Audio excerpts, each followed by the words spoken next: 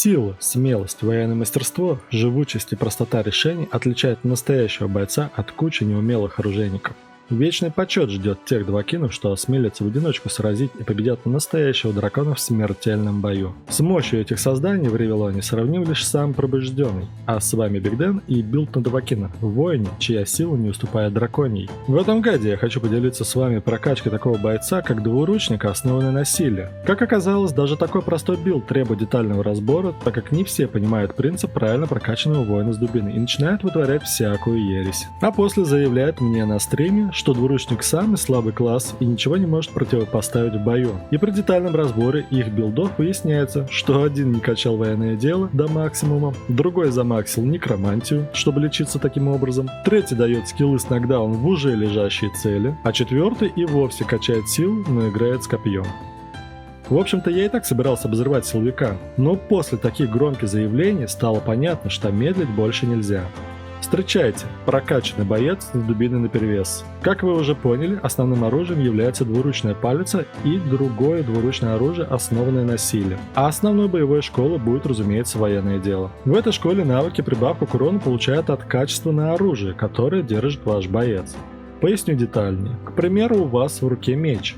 Для этого вида оружия требуется сила. Сам меч изначально имеет свой урон, показатель которого будет тем выше, чем выше уровень этого оружия. А дальше вы прокачиваете силу, которая даст прибавку к этому показателю за каждый вложенный поинт по 5% и саму школу военного дела, что поднимет весь наносимый вами физический урон, будь то оружейный скилл, заклинание или обычный удар с руки.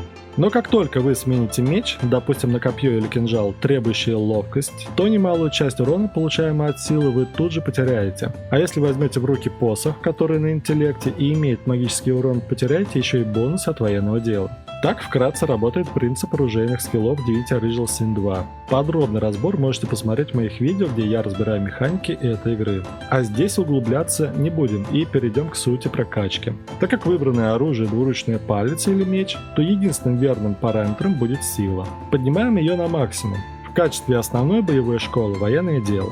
Тоже максимум в первую очередь. Школу превращения на единичку для использования ее уникальных способностей, подходящей практически любому классу. Эти навыки, в отличие от военного дела, получают прибавку к урону исключительно от силы и не зависят от взятого в руки оружия. Ну кроме бычьих рогов. В частности, бычьи рога могут передавать некоторые эффекты оружия, такие как нокдаун или увечья, и критовать без первозданной магии. Навык может использоваться под немотой, а потому ярость не помеха. Щупальца, напротив, такими свойствами не владеет, но имеет хороший урон сам по себе. Хорошо подходит для добивания отошедших от вас врагов и накладывает контроль истощения, лишая возможности других бойцов сражаться. Кстати, как вы могли заметить, некоторые заклинания в списке общих потеряли свой окрас, но по-прежнему составляют часть билда. Все дело в текущем бою. Конкретно для этой схватки в них нет надобности, но в целом они нужны и будут весьма полезны для других сражений.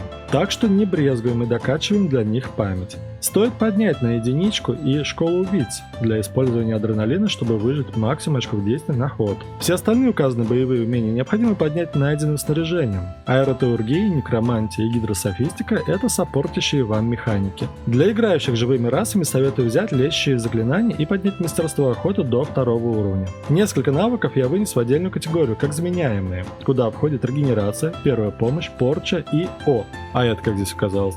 Да.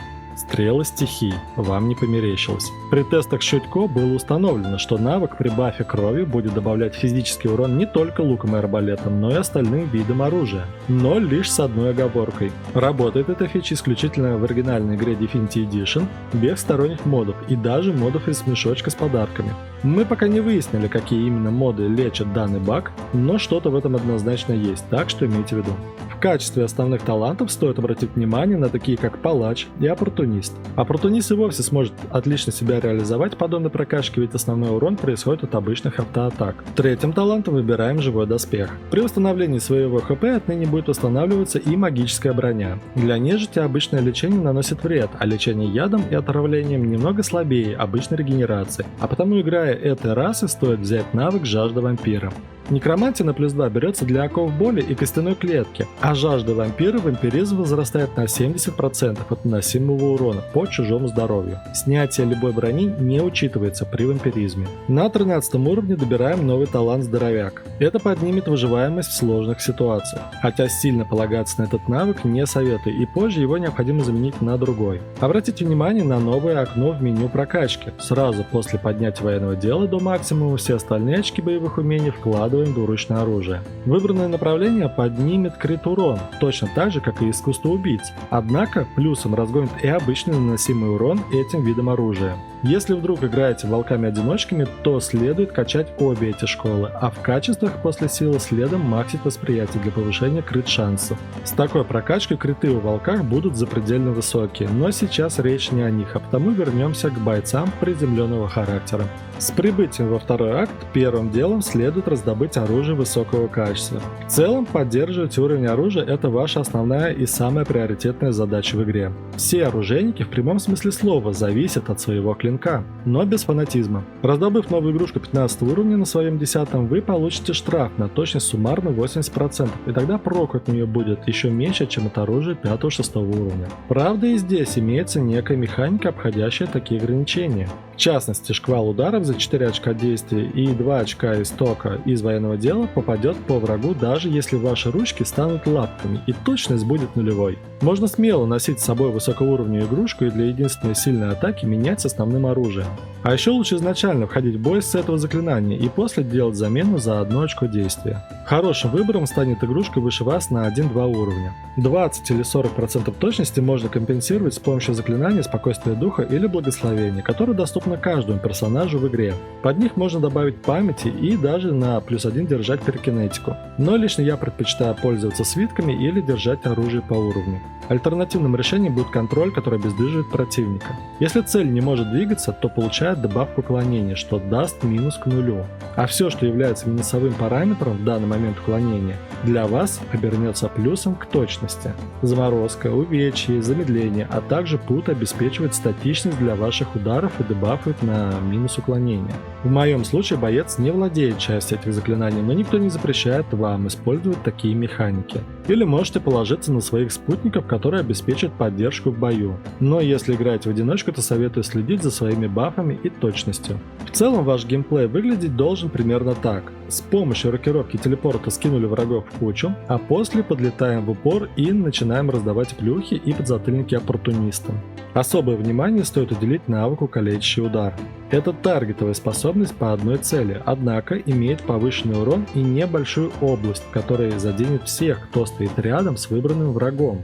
Работает примерно так же, как прорубающий удар по области, но некоторые ошибочно полагают, что это колющий урон, работающий через броню. Нет, это не так. Прорубающий удар – это атака на пару метров в виде конуса перед собой. Радиус этой атаки обычно написан в процентах на самом оружии и может составлять половину окружности. Встречается нечасто, но если нашли, то считай повезло.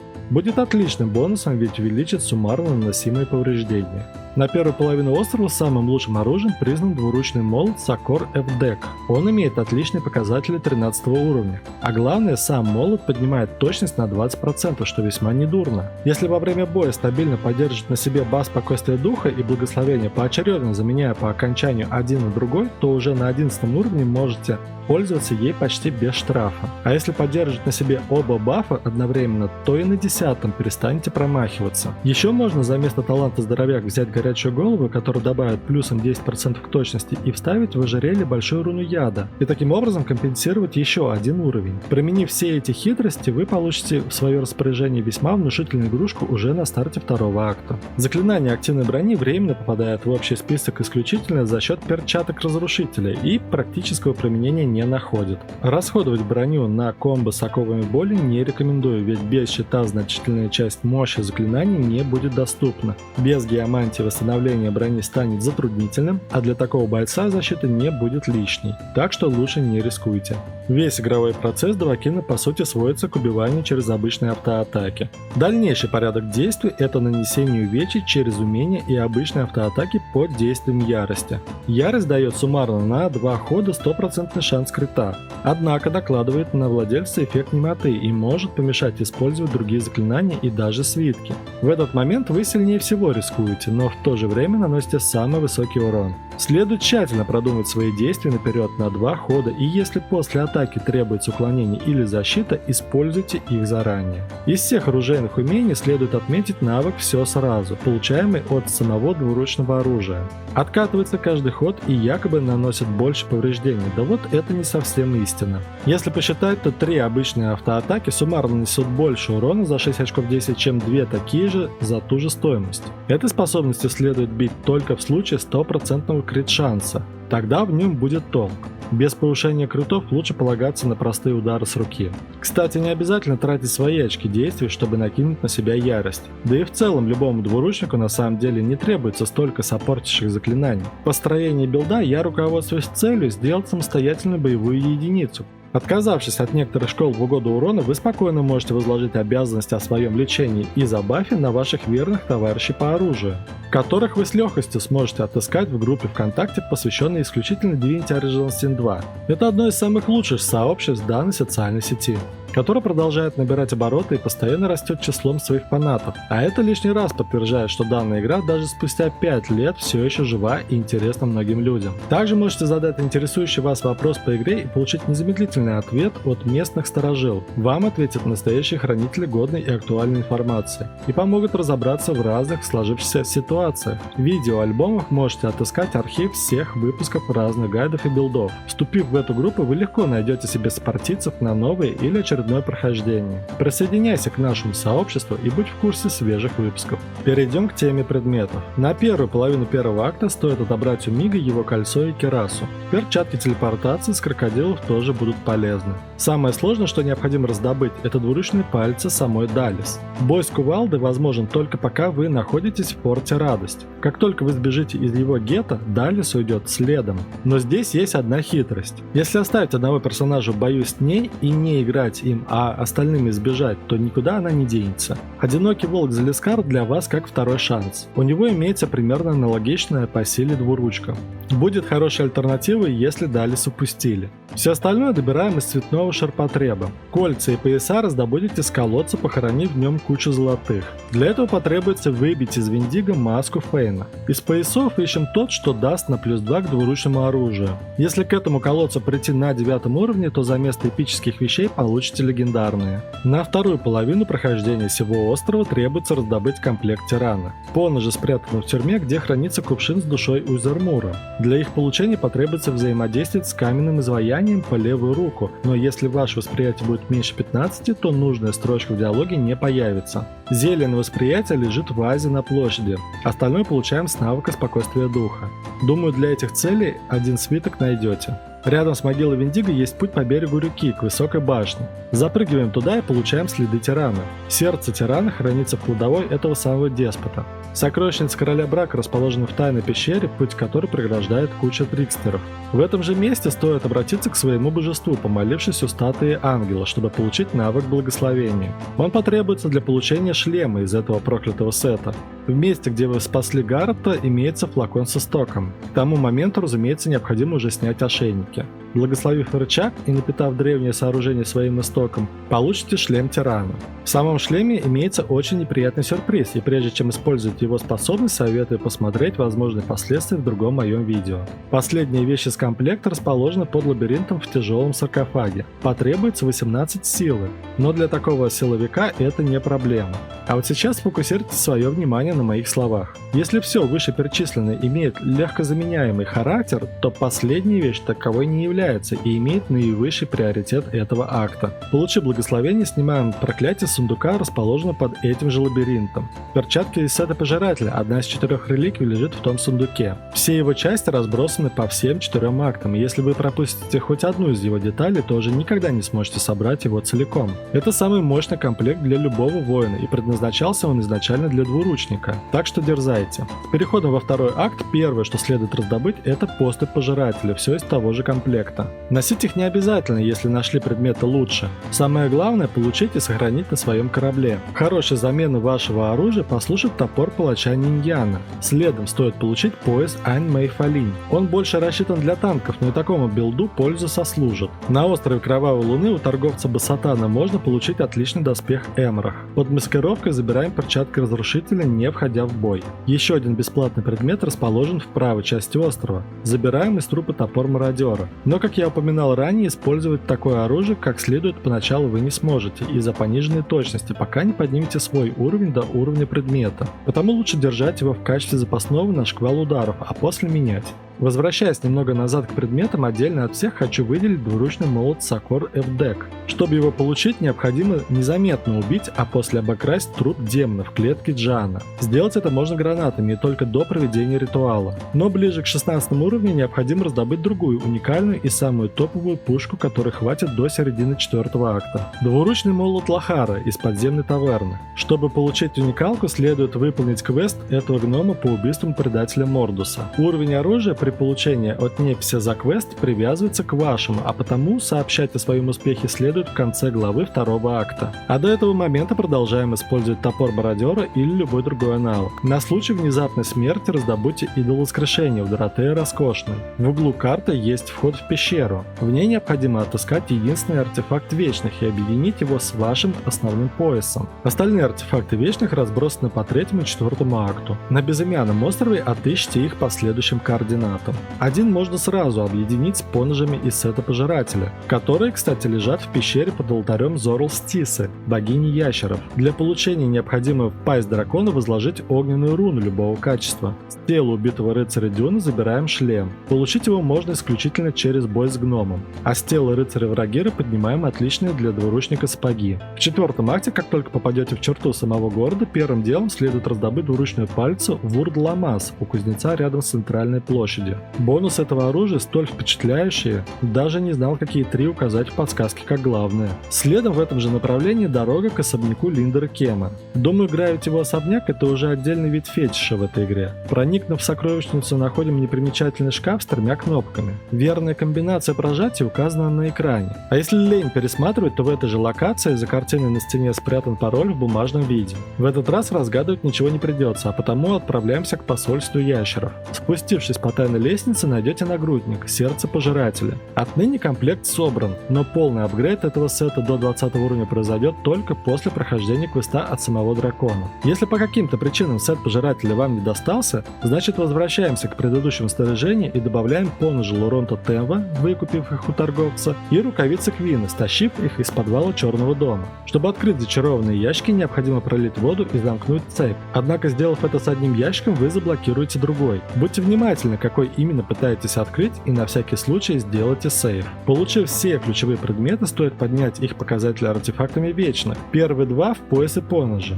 Далее по порядку в шлем, в оба кольца божественного уровня и последний в перчатке. К этому моменту необходимо было запастись рунами мастерства под завязку. Одну гигантскую в мистической оправе в ожерелье, чтобы получить прибавку к памяти, а все остальные должны быть могучими. После поднятия сета Пожирателя по качеству в поножи и обувь прибавятся еще 2 слота под руны. Так вы получите еще 6 единиц к силе, а значит плюс 30% к общему урону.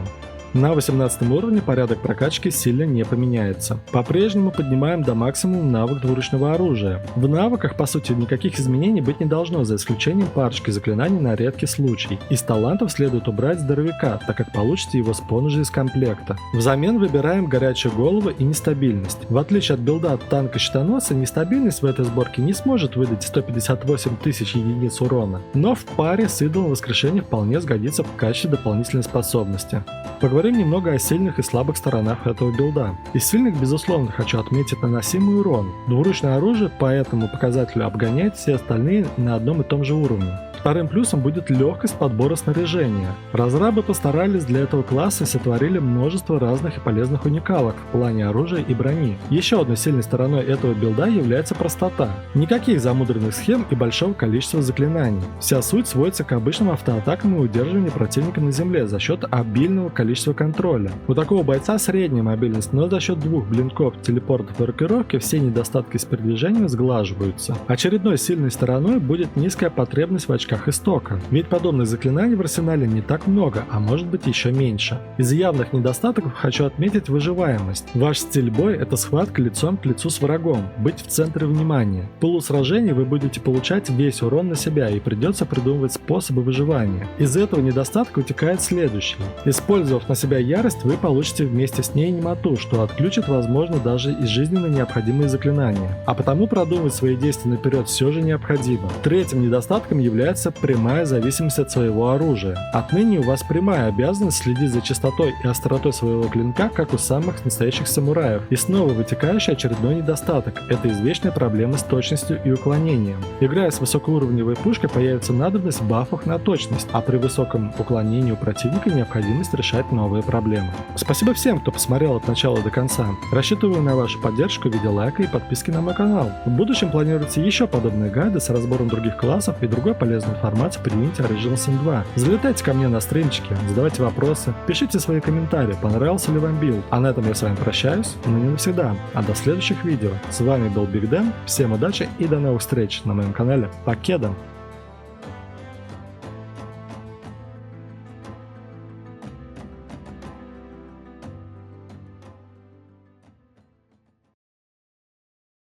Крепки и надежны мои кулаки, ладонью ломаю полено. Я мог бы пойти за тобой, Давакин, но мне прострелили колено. Встречался мне в юности бешеный тролль, борол я его одной левой. Быть просто героем завидная боль, но мне прострелили колено. Мы так засиделись в своих городах, на нас давят крыши и стены. Нам выйти бы в поле и там фуз рода, но нам прострелили колено. Колено болит, Доспехи в пыли, почистил бы их. чего ради Героев здесь нет, и сладкий рулет пока что никем не украден.